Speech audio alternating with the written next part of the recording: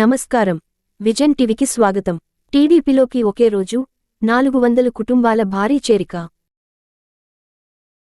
కర్నూలు జిల్లా ఎమ్మిగనూరులోని మల్కాపురం, సిరలదొడ్డి గ్రామాల నుండి 120 కుటుంబాలు మరియు గోనెగండ్ల మండలంలోని బోయబజారి, దాసరి బజార్, పిల్లిగుండ్ల, బైలుపల్ల, ఎన్నకండ్ల, పెద్దమర్వీడు గ్రామాల నుండి సుమారు 280 కుటుంబాలు ఒకే రోజు వైసీపీ పార్టీకి రాజీనామా చేసి జయనాగేశ్వర్ రెడ్డి సమక్షంలో టీడీపీ పార్టీలో చేరారు.